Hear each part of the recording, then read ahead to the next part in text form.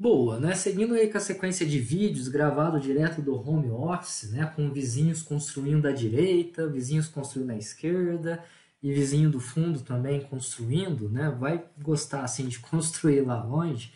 A gente segue então trabalhando no nosso back-end, tá? Se vocês ouvirem alguns barulhos de serra, de martelo, de marreta, é por causa das obras. Eu diminuí um pouco a sensibilidade do microfone para tentar capturar menos ruído, né?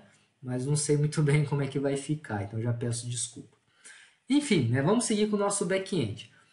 Nós vimos então como criar um service e como criar um controlador de rotas, um controller, né? A gente fez isso para a tabela produtos. A gente precisa fazer isso para as demais tabelas do nosso banco de dados, tá?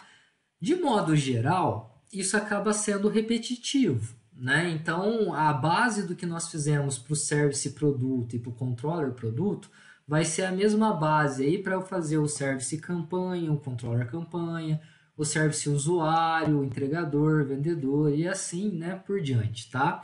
Claro que vai ter aí uma tabela ou um grupo de tabelas que às vezes tem algumas peculiaridades na hora de trabalhar, tá? O modelo de negócio às vezes exige algumas coisas a mais do que nós fizemos para produto, aqueles métodos, né, que nós fizemos para o service produto, que seria o list, o get by id, insert, update e delete, tá? E o mesmo vale para o controller, né? Às vezes aí por causa do modelo de negócio, uma tabela, um grupo de tabelas exige algumas rotas a mais, além do padrão que nós fizemos para produto, tá? Mas de modo geral essa base vai servir aí bastante em várias tabelas do nosso banco de dados, tá? Mas vocês falam assim, tá, professor, então agora eu vou criar um novo service módulo, né? Vou herdar aqui de novo do service módulo e vou copiar toda a programação que eu tenho, né, das funções list, get by id, insert, update, delete para o novo service módulo e fazer isso para a campanha, né? Adaptando aí algumas linhas de código, como por exemplo a chave primária aqui, né? Adaptando, né, o nome da classe, né? Sim, é exatamente isso. A gente vai ter que reproduzir isso, né, para as demais entidades e isso vale para o service e vale para o controller, tá? Para facilitar isso, eu quero apresentar um recurso da nossa ideia do Delphi que é chamado de Code Template, que com certeza vocês já estão cansados de usar esse cara, né? Mas às vezes nem sabe que vocês usam, tá? Só para ilustrar o Code Template funcionando, eu vou usar aqui o próprio método delete só para demonstrar, depois eu apago o que eu fizer aqui, tá? Mas sabe quando você vai fazer uma estrutura de repetição for e começa lá for, dá um espacinho e o Delphi já te preenche o resto, e aí você tem partes do código que são constantes, né, que são invariáveis, como o for, o to e o do, né? E você tem partes do código que são editáveis, né, que são essas partes que ele marca em azul. Isso daí é o Code Template em ação, né, trazendo um snippet code para a gente, tá? Então o Delphi por si só ele já tem aí dezenas de snippet codes gravados que a gente usa quando a gente começa um for, quando a gente começa um while, quando a gente começa um if, né, um switch e assim por diante, tá? O que a gente quer fazer agora é ver como criar o nosso snippet code dentro do Code Template, né? Então eu vou apagar isso daqui e vamos entender um pouquinho aonde fica esse Code Template e como que ele funciona, tá? Esse é um vídeo de introdução, no próximo a gente vê como fazer de fato. Para poder ver o Code Template, a gente vem aqui, ó, em View, to Windows, Templates. E aí ele vai trazer aqui para a gente, junto com a palette, ó, palette templates, né? Ele vai trazer para a gente a lista dos snippet codes que estão salvos lá e disponíveis para a gente usar com o Code Template. Isso aqui tudo veio com o Delphi, tá, pessoal? Isso aqui até agora eu não criei nenhum, né? Na lista aí, veio tudo com o Delphi, tudo que já está disponível para a gente usar no Delphi, tá certo? Se vocês quiserem abrir um para ver como é que é, eu até recomendo, que é super legal, né? Por exemplo, o Try Except aqui, o Try, né?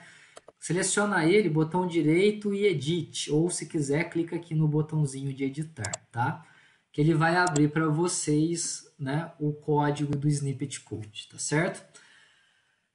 Aqui a gente tem uma estrutura de arquivo XML, né? Usa tags XML específicas que a IDE consegue ler, carregar isso daí e decidir como funcionar lá no editor, tá? A gente precisa conhecer essas tags, entender como elas funcionam para poder criar um nosso, né?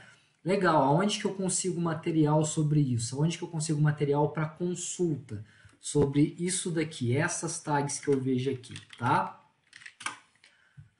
Lá no Google Chrome, né?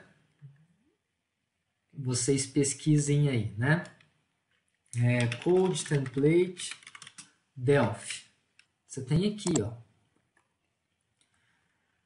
Então, tudo que eu vou demonstrar para vocês a respeito do Code Template nos próximos vídeos, né, foi baseado nesse wiki, tá? Não é nada, não fui eu que criei esse Code Template, que definiu esse padrão, né?